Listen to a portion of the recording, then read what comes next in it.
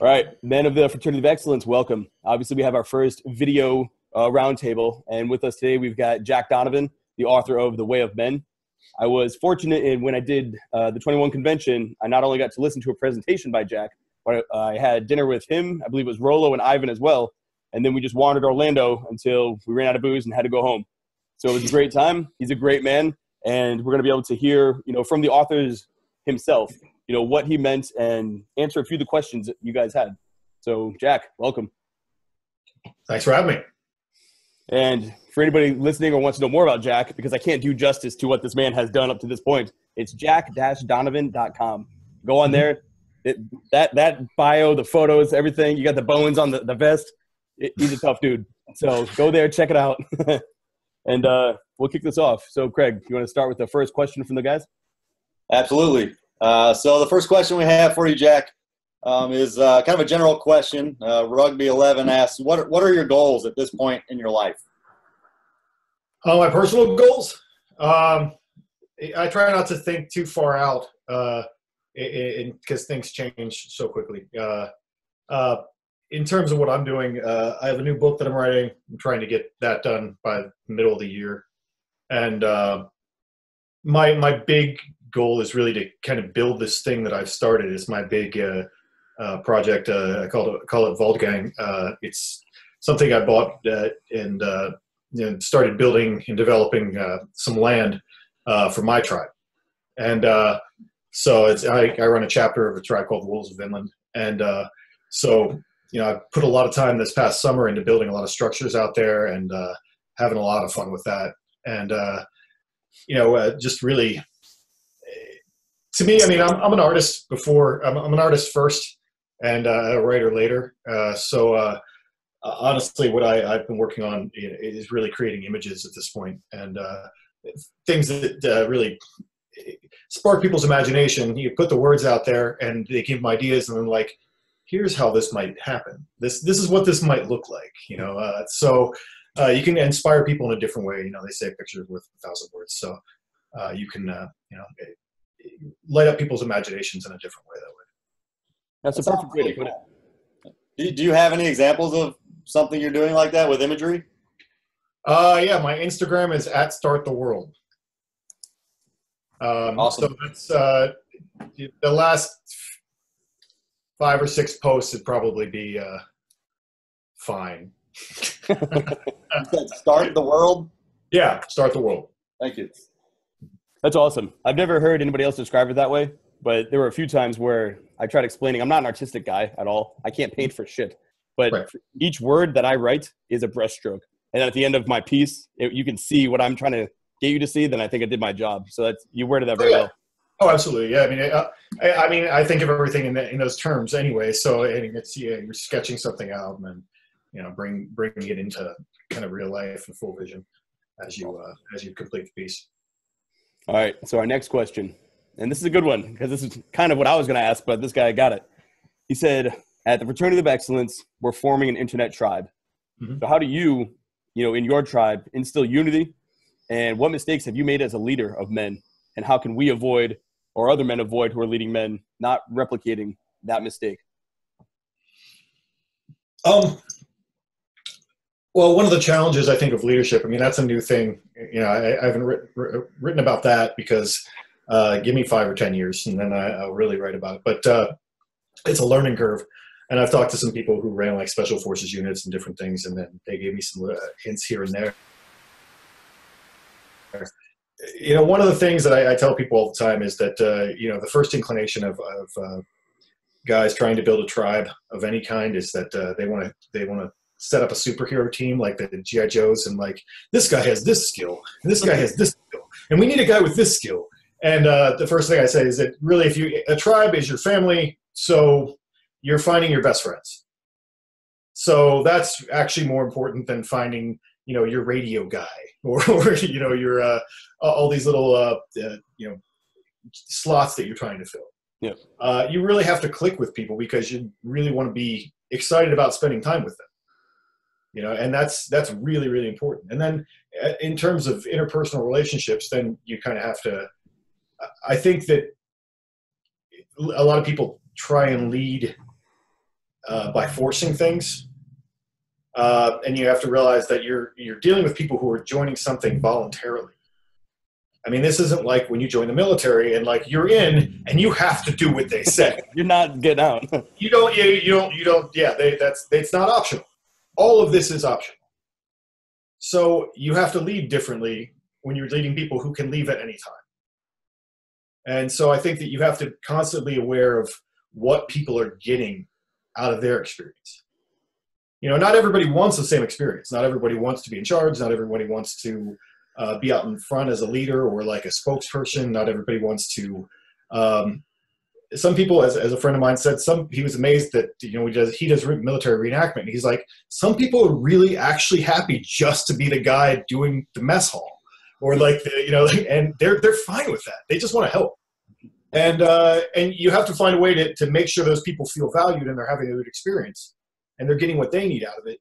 And that goes the whole way up the line, without feeling like you're serving them, because that's kind of creates a bad dynamic too, because you can't beg people to join your group. No, that's a very good point.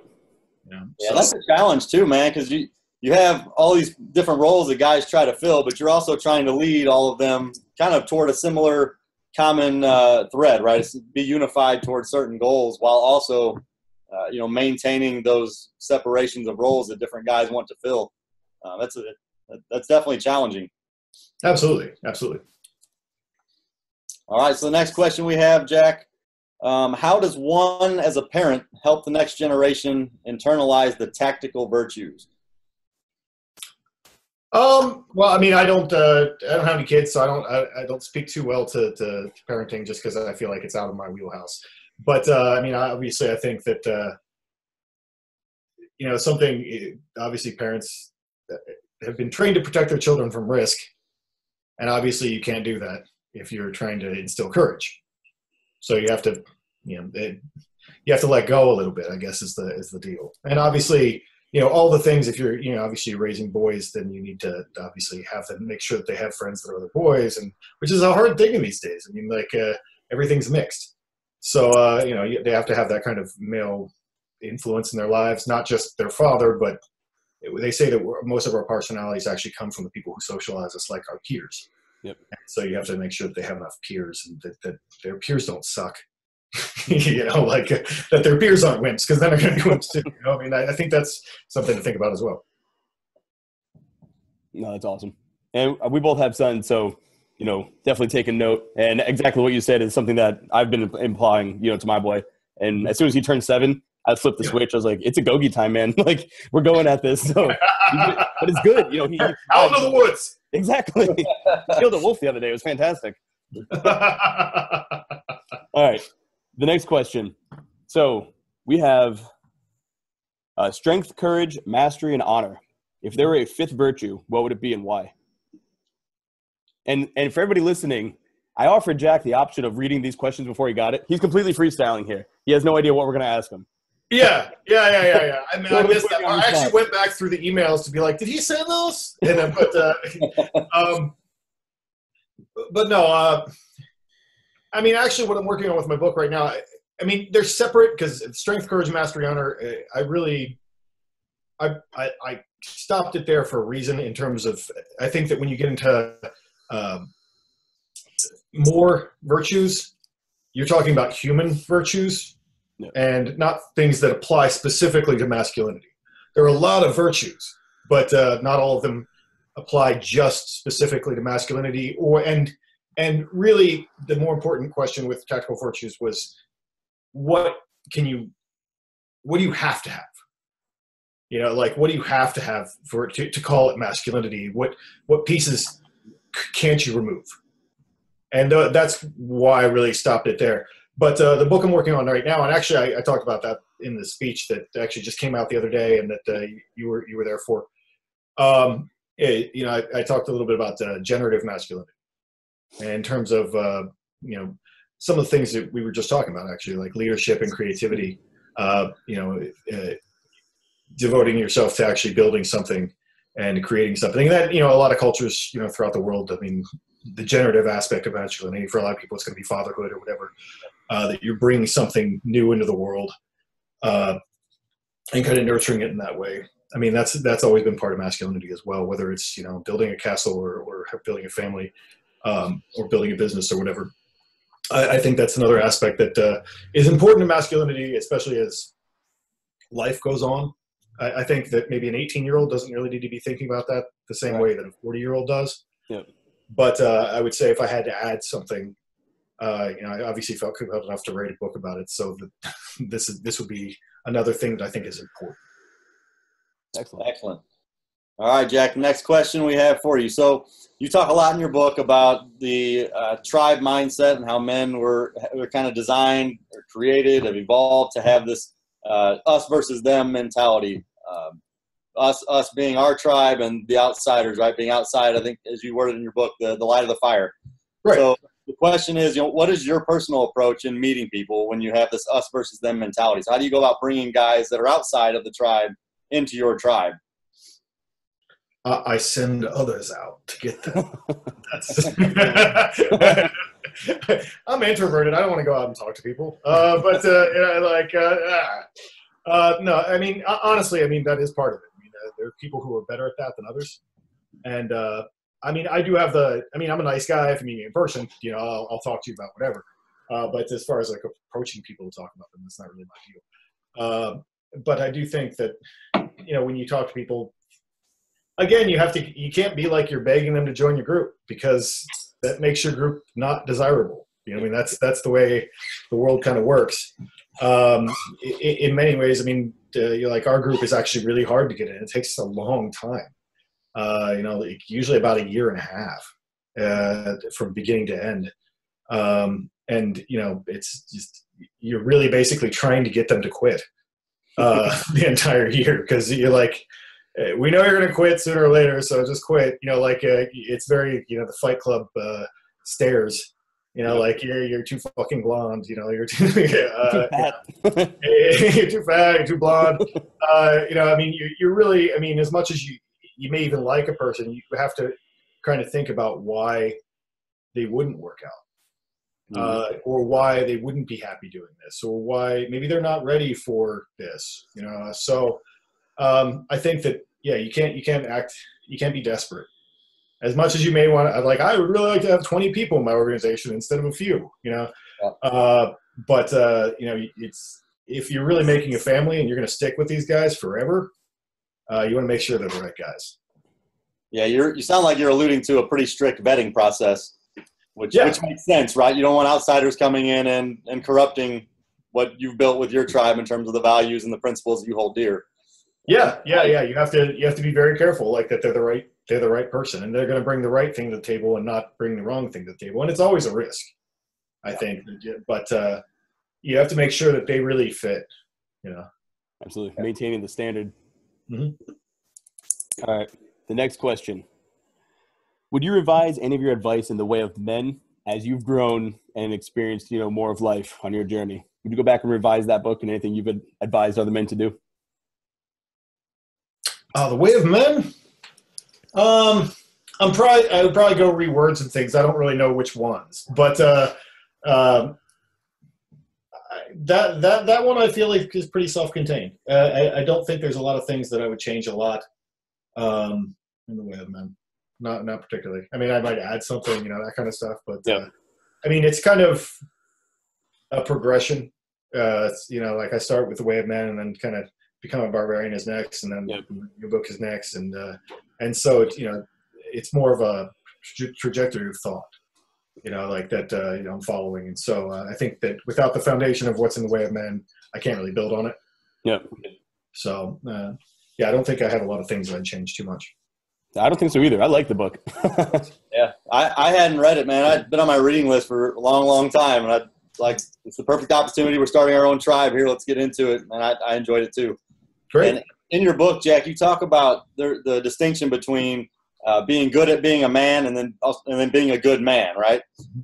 So the next question is in the vein of becoming good at being a man. So the question is, what actionable advice would you give men to start their journey towards becoming good at being men? Well, you know, obviously you'd have to see what you think you're lacking. I mean, you might feel like you're really good at one of those tactical virtues, but maybe not good at the other one. You know, like a lot of guys, you know, I know a lot of guys personally who they end up losing weight. You know, like they end up, you know, like, I'm fat. I can't even make it up the stairs. What kind of man am I? You know, like, and, you know, like what am I useful for? Yeah. And, you know, I can't do it. I mean, that's kind of becomes a first step for a lot of people, is really like, yeah, I'm too heavy. I need to like get in better shape is what a lot of people end up doing, I think. And then, obviously, you know, when you get encouraged and things like that, you want to go out and put yourself in uncomfortable situations, to a certain extent. I mean, I like boxing. That's kind of my fun thing. I'm going to go tonight. And, you know, if you're not in that situation, I think very often, where you might get hurt a little, I think that you can get really, it makes you more and more afraid. And soft. Yeah. And soft. I mean, like, the other weekend I went out to with my boxing gym. We went to another one that was far away, and my brother that does boxing with me, he was supposed to be sparring at this new gym with people we didn't know, and they had prepped him. They were like, they say sparring, but they're going to try and take your head off.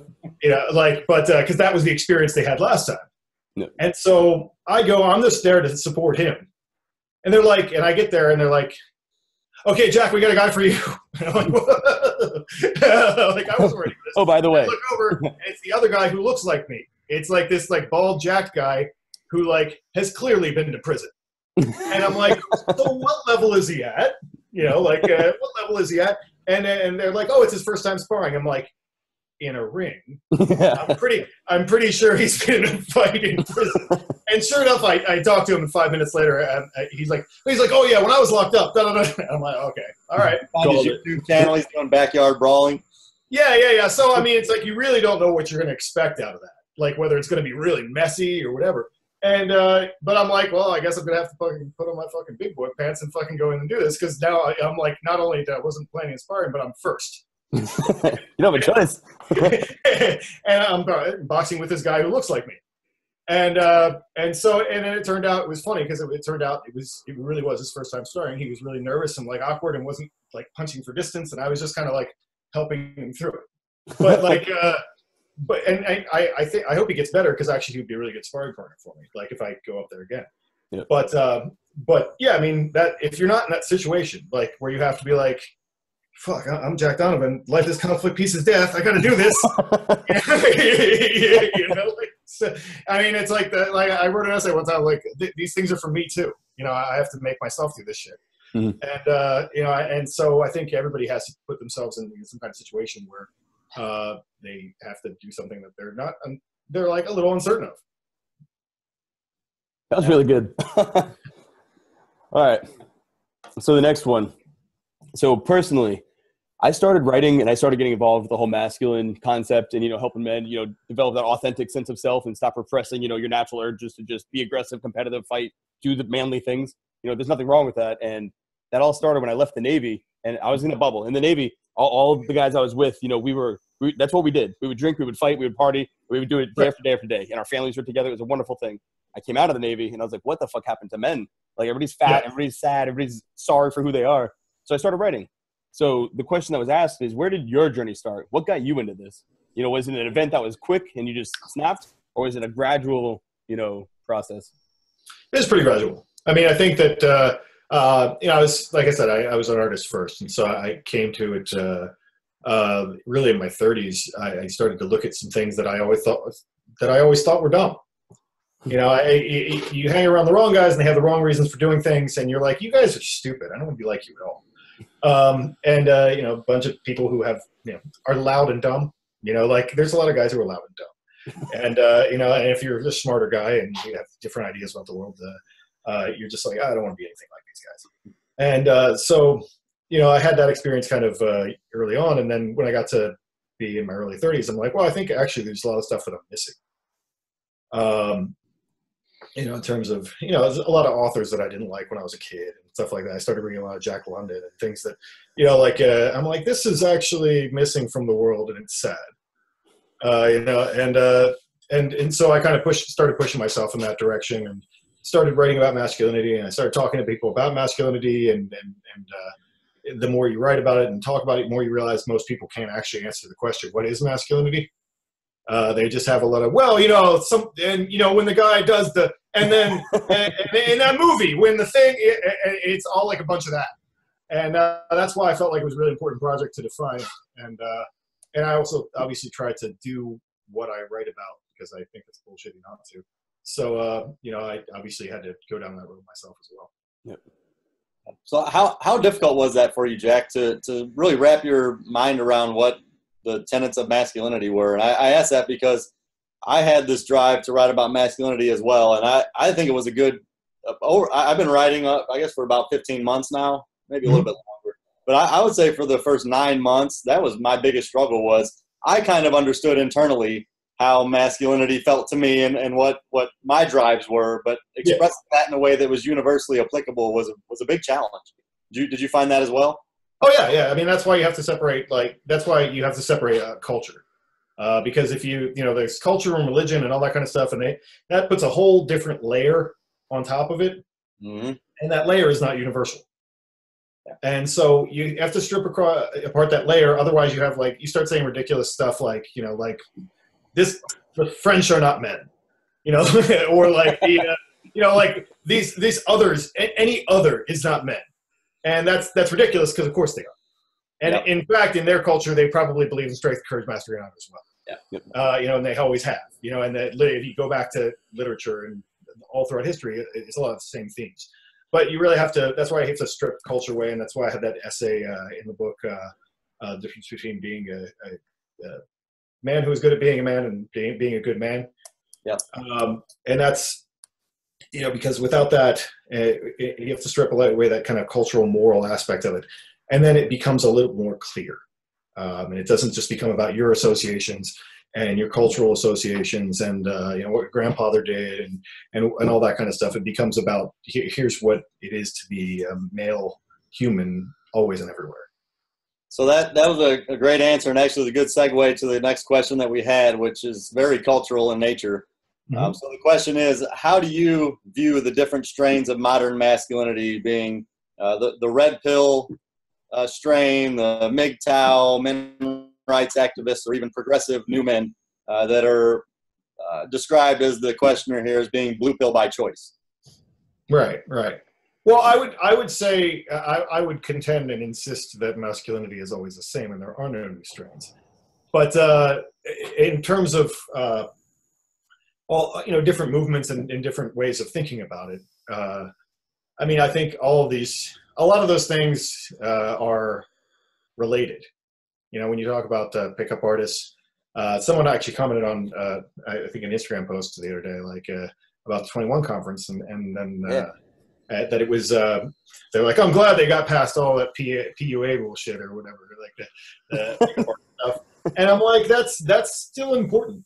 There's new guys coming in of age every year, and they've been told a lot of lies about women and a lot of lies about what they can expect in the world, because you're not dealing with women who are raised to be wives in most cases, and so, I think that they need to unpack all that. And, every year new kids graduate from high school and they still need to unpack all that.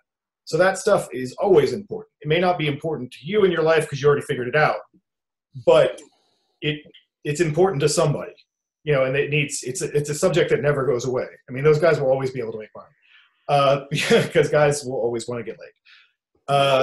But so I think those things are really important. As far as red pill, it seems like red pill is kind of actually become what is called red pill now. It in this context seems to have really replaced some of the things that for a little bit were alternative right and other things, but that became so tainted with other things. And then red pill is more about, I think, just questioning a lot of modern assumptions about like gender and sex and things like that. And also, but I think also the way our society is organized, and so it ended up being kind of, I think, the better way to talk about that. Yep. No, And then as far as like the new men or whatever, like, so cucks, is that what we're talking about? I mean, the Women's March wearing the vagina hats. Yeah. I mean, done. yeah. Like, yeah, not some people I would really want to have a beer with. So they wouldn't make it into your tribe, is what you're saying? No. I'm glad you brought that up about 21Con. A lot of people gave me shit because I'm friends with Christian McQueen, and then we just go back and forth on Twitter. And they're like, "You're a married man, and he's a fucking playboy." I'm like, "Yeah, what the fuck do you?" That part hasn't gone away from me. You know, I'm committed to one woman, but that doesn't mean like he's a man. Like I'm judging him on his merit, not his status. I don't give a fuck if he's has 9 wives, 3 girlfriends. He's a man. That's all that I care about. That's what I'm. Right. That's what he's there for. You know, men talking to men. Yeah. The same thing. I was like, that's stupid. Like, just because I'm 30 and married with kids, there's 18-year-old boys who are transitioning to men. They need that mentorship. Yeah, they do. It's important. Yeah, I mean, those guys definitely fulfill a role. All right. So to shift gears a little, and now put you back on the spot. The next question is, what is a big challenge you've recently faced, and did it defeat you or did you conquer it? Yeah. I don't know. I mean, I don't know. Big. I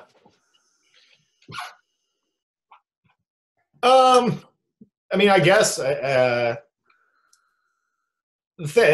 thing I went through that sucked last year, I guess. I mean, I actually got a DUI a year or so ago. So I spent, while I'm doing all this stuff online and whatever, I'm also having to go to like weird little like meetings about alcohol and like doing all these diversion things, and that sucked. I had a breathalyzer in my car.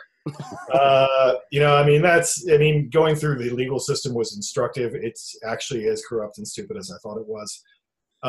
You know, I mean, I was glad I, was at this point in my life and not when I was younger, because it could have happened when I was younger. It just happened to happen now when I had enough money to handle it and not like be ruined. Because it's what sucks is that it really, something like that, like that would really ruin a young man. Yeah. Like, if you don't have a lot of money, like my lawyer was $5,000. Ooh. My lawyer was $5,000. And the fees, and by the time you're done spending money through the process, you're looking at, about like 10 to 15. Damn. So, I mean, but, it's just everybody has a little piece. There are all these little industries that are feeder industries off the whole thing. Yeah. And you in California, Jack? Oregon. Oregon, okay. Yeah. I know maybe California was a little more expensive and with all the legalities and things there, but I don't know much about the politics of Oregon. Yeah. No, it was. I mean, it's definitely an expensive process, but these things. I mean, you're setting a trap for these guys who are really the guys who are going to get caught most of the time are going to be like 22, and whatever. And that's, how do you come back from that at that age? Like they're just going to be in a lot of debt. And how are they going to work? And they have these things in their car, and it just kind of screws over a lot of young men, which I think most laws really are designed to do, unfortunately. But anyway, so I guess obviously I made it through the process, and it was really challenging because you get to not feel like an adult, when you're doing all that kind of stuff, and it's basically you have like women and people talking to you like you're a child, and running your world. So it's challenging not to be really angry about that all the time.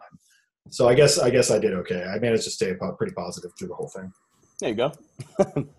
And a lot of that comes down to knowing, like, some people, when something like that happens, it shifts their mindset. They could have been a confident individual before, and then let's say they get a DUI, and all of a sudden it's like they shift down to like it really hits their confidence, and then it just shakes everything that the person who used to be confident, now they identify as a DUI person. Instead of somebody who's like, I just drank too much and drove, they're like, no, everything about them is now centered around that, and nothing will ever be good again. It's just something that happened. You fucked up. Okay, just keep moving forward. It doesn't mean you have to change your message. You just have to not get caught. Yeah, exactly. It's like, oh well, I knew what the rule was. Yeah, it sucked and it happened. Okay, I screwed up. I knew what the rule was, and let's obviously I have to do things a little differently from now on. Yeah, I had that experience when I was, I think, 21 years old. I got a DWI, and that was it, man. You go to these classes, and they really do. They treat you like a piece of human filth. Oh yeah, they talk to you like garbage, and they're shitty people. They're like the people who are running them are like the lowest rung of society. They're actually bottom feeders, Yeah. and yeah, They have a profession of being able to virtue signal all day long, and oh yeah. To tell you what you should do. Yeah. All right, Jack. So the next question we have for you is actually one that I had written down here. So in the book, you mentioned the behaviors of chimpanzees and bonobo. So the chimpanzees you describe as having these tribes that are very favorable toward the males in the tribe, whereas the bonobos, they have characteristics that very much favor the females in the tribe. Can you just quickly give an overview of that dynamic and explain where you think Western society is along that scale from chimpanzee to bonobo? Well, I mean, it's a useful scale. I don't know how real it is in terms of the actual animals. There's a lot of debate about that. I mean, that was a lot of that material was written, and then every once in a while you'll see an article like bonobos not really as peaceful as we thought, and so they don't really have much thought, or so you'll see this thing contradicting it, and I've seen a bunch of that over the years because I mean, The Way of Man came out in 2012. So I've seen a bunch of articles in the interim. Now, I don't know if they've necessarily proved or disproved any of that, but I think it's a great model in terms of the female-based society that has all the resources and everything provided for them. And that's really what the bonobos were in the book, the sources that I read. So that basically, they were in an area where they didn't compete with gorillas, I believe. And so for food. And so they had all the food that they wanted. So they weren't threatened, and they weren't in a place where they had to be in survival mode all the time.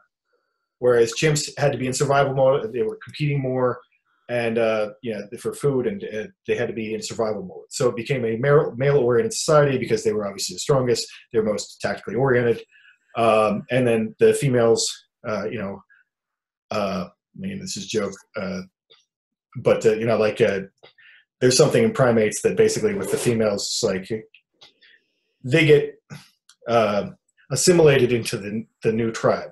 Basically, whoever wins, the women are like, "What gods do we worship now?" And they do. That's part of the female psyche, I think. But and that goes back to chimps, I believe, because they have these gangs of chimps that fight back and forth, and they just kind of steal the females, and that's how it works. And with the bonobos, it was more of a matriarchal society. You don't really know who your father is, whereas in chimps, they know who their fathers are, and they're in this pack with their dads and their uncles and whatever. And with the female-oriented tribe, they don't really know who their fathers are, which is very modern. They know who their mother is, obviously, and which is also kind of the way a lot of our society works. Their society works. There's a lot of sharing, obviously, because they don't have anything to do but have fun, because they're not worried about resources. Yep. And so they're all just basically having sex with each other, like across the board. And I mean, that's really where we're at in modern society. I mean, we can say how things should be and what things are better and what makes sense, but we really are in a place, modern society is what it is, and people don't have to compete for resources, and they do have birth control. And because they have birth control, people are going to do what they actually want to do instead of having to make smart decisions, so they're just, the women are all going to have sex and the men are all going to have sex, and they basically only need each other for the one thing. And that's kind of the way modern society works. And that's obviously very matriarchal too, because there are a lot of people, like I said, who don't know where their fathers are, and fathers are kind of given this kind of bullshitty, behind the scenes, laugh at him on TV kind of role, where they aren't supposed to be in charge of anything, and they're just adults on the couch. And that's kind of unfortunate, obviously, because they do have an important role, I think, but. We are definitely living in the bonobo masturbation society, and a lot of you can only do so much to control that. You can live your life the way you want to live it, and but also I mean, for a lot of guys, I mean, you have to shoot yourself in the foot because wishing that we were in a different society when we're not. Yeah, and as I'm reading that in your book, Jack, the one thing that came to mind, I agree with you. I feel like that does very well describe our society. But I kept coming back to this vulnerability that the bonobos had and the requirement of absolute civility. Because what happens as soon as that alpha chimpanzee tribe says, Yeah. I want what you have, you're done. As soon as it's absolutely true. You're done for. Yeah, and that's what I mean. It's like okay, the new males with the vaginas on their head who are in downtown Portland, and are weak and have never been challenged in their whole lives and whatever. I mean, they are really not good for anything that men are supposed to be good for. Yeah. So yeah, if a tribe of stronger men wanted to come and take all of their women away and humiliate them, that would be easy. Yep. And that's why that's why we take a self-defense course. That's why we do some of these things, so you're not that guy. But in reality, I mean, we have police protecting us, and we have the military protecting us. And as much as a lot of us would like the opportunity to be a hero sometime, you're probably not going to get that opportunity. And if you do, you're probably going to be in a legal situation. I mean, that's the reality of life in modern world. So, I mean, it's as much as I agree that, that those chimps are, I mean, those bonobos are vulnerable in that way. And they do depend on that. The modern society is very much set up in that way. And that's why a lot of guys, everybody has the fantasy of like, when the shit hits the fan, then everything resets to where it's supposed to be. And it might, but I mean, you can't hold your breath for your whole life waiting for that to happen either. And a lot of people do. They spend their whole life training for the day when we're going to hear the gunfire crackling in the street. Yep. And their hearts will grow 3 times that day. I have a buddy who's definitely like that. Is it time? The bells are ringing. People are calling. Waiting for it to be time. But time may never be time. So, I mean, I think so. You have to figure out what you're going to do with your life aside from waiting for it to be time. That response actually leads in great to this one. And so we're going to take it from the macro to the micro. So during my time in the military, you're in this little bubble again, and you have the guys who are okay, being at the bottom. They're okay just doing their job. Like you were saying, the guy who's just serving food, he's okay. But a lot of the guys too, they're motivated individuals who they see their boss and they want to take his job. And that's how they live. They do very good at their job, but they want to take their boss's job. So in your situation with your tribe, how do you handle infighting amongst your men against each other? And how do you handle challenges to your position? And also, weren't you preparing for a fight the night we were walking around Orlando? Did you have a fight coming up or something? Oh, it didn't end up happening, but yeah, okay. I thought I might end up fighting. I still want to fight that guy. He's one of our prospects, I think. I was going to ask you how that went. Yeah, we just haven't been able to work it out yet. But because there's so much going on when we get together in our events and so forth. But he and I, we're definitely going to punch each other at some point. Excellent. So to skip that part and to go back to the first two, how do you deal with infighting and challenges to, you're the leader. If somebody steps up, and in my opinion, I respect the man who steps up because it shows initiative. I like guys like that. But I've got to also assert myself as the top guy. How do you do that in your tribe? I mean, with my situation in my particular chapter that I have is it's more an issue of there's this great French motto, I think, that comes from a knight's book of his own chivalry, and it's by this famous French knight, and I think the motto is "Who does more is worth more," and so that's kind of the motto that I work under. I mean, I don't think any of my guys at all question who's putting in the most time and money and investment, and who's thinking about it 24/7 and whatever. So I don't think there's and I know that they don't want to do that or don't have the resources to do it or whatever, and so we've never really had that problem in my group. Now, like 5 years from now, maybe we will. But, I think that would just end up with them having another chapter, but I think that that's an important thing. I think that for a leader to just be like, I'm going to be the leader and not be the person who is doing more all the time. then maybe somebody else does need to be in charge. But I think all the people who are in charge in our organization are people who have taken a leadership role because they were the creative force behind it. I mean, like my buddy, Paul Wagner and his brother. I mean, they were the creative forces, kind of starting this thing in many ways. So, like, to challenge them, like how, how would you do that? But in terms of infighting and people challenging each other, I mean, and definitely there's definitely power struggles, I think, with everything. If you have, especially like cultural issues, it's like, what are we about?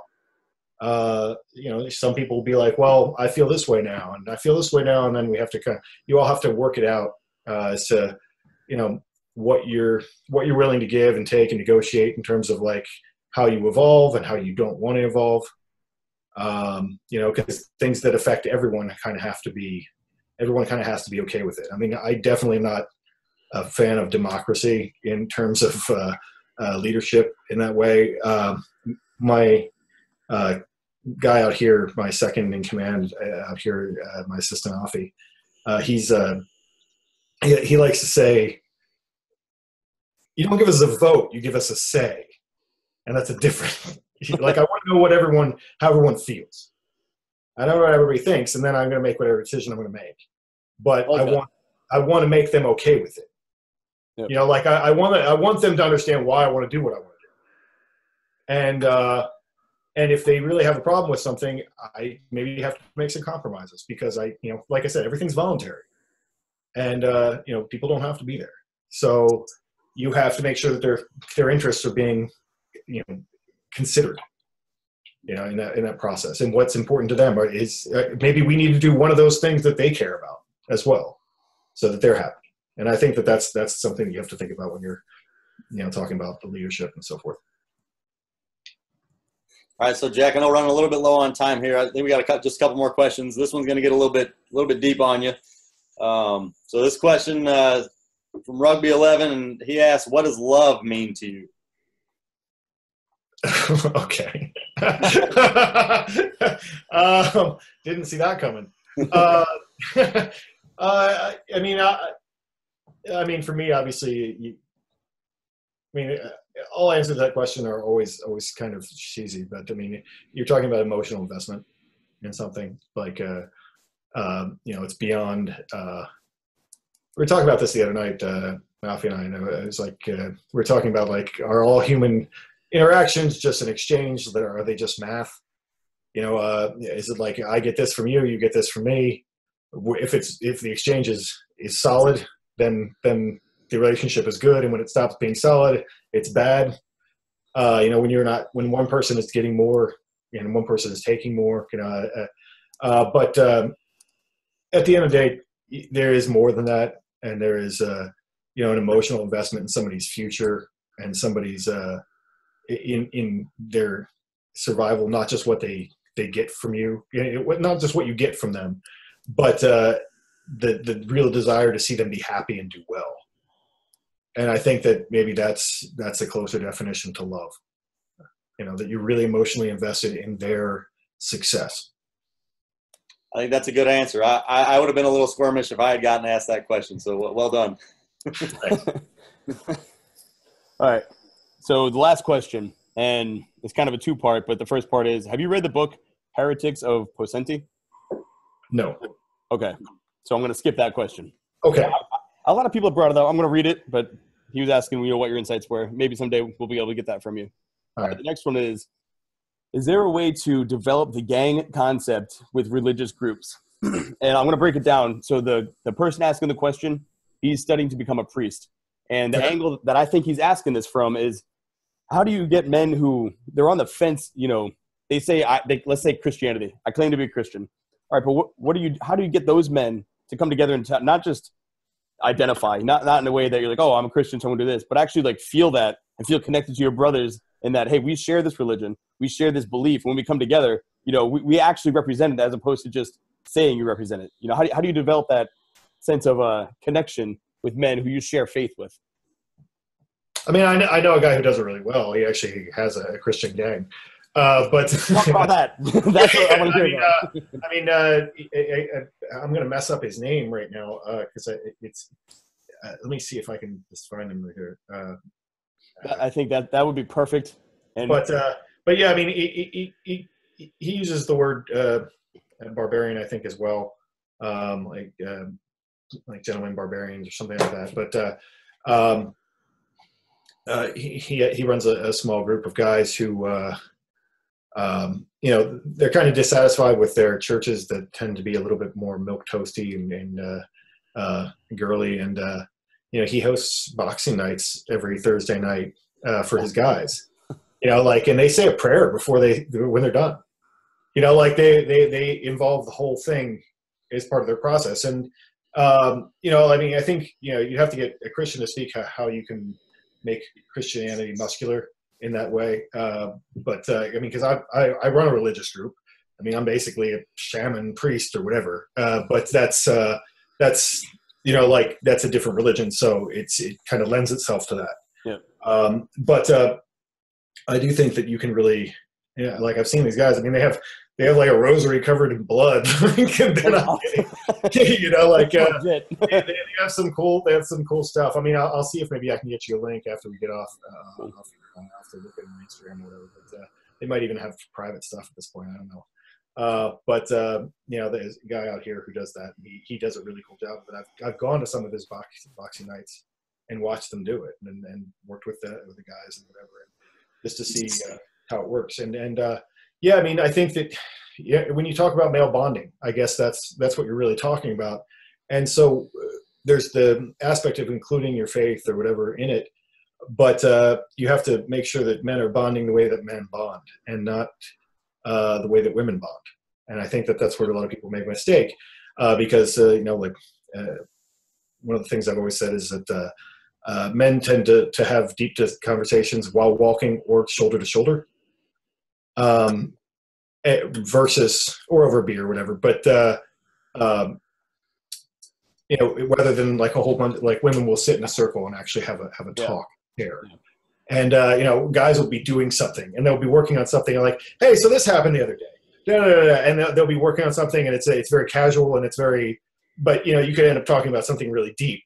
But I think you have to be very aware of how men actually bond, and it is sometimes by testing each other, by doing physical things, I think are really important. You could have a Bible study group, and that's one thing, but if you're going to have a Bible study group, maybe you should have a Bible fighting group, like where they're actually club or build something. I mean, actually, I think their boxing club we go to is a Christian boxing club. That's fantastic. I mean, there seem to be a lot of those actually out there. They're much easier to start than my thing is, just because there's a lot more Christians.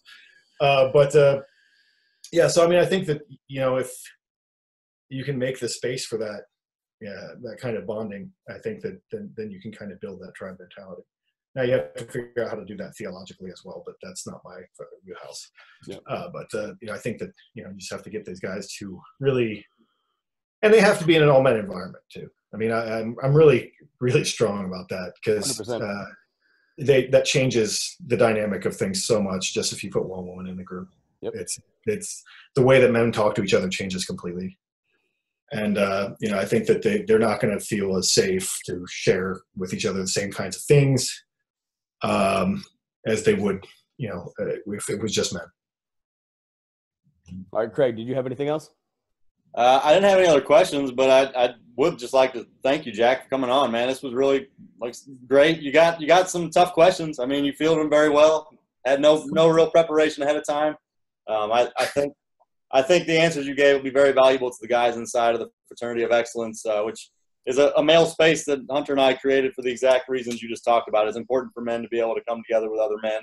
And we appreciate you coming together with us today to discuss your book, and some questions that weren't necessarily directly related to your book, but also very valuable for everybody to understand your thoughts on them. Cool. Yeah, no, that was great. All right, before I sign us off, did you have anything else you wanted to say, Jack? And also, for the guys that are, going to be watching all this, would you say becoming a barbarian, that's the best next step while they're waiting for this book to come out in a couple months? Yeah. I mean, it's a trajectory. Like, Way of Men, Becoming a Barbarian. I have Sky Without Eagles is like a collection of essays, and there's some good stuff in there actually that's applicable to a lot of things. So, and that's that's the next step. And we already talked about my Instagram, which is my fun thing that I do. I'm actually going to check that out after this. All right.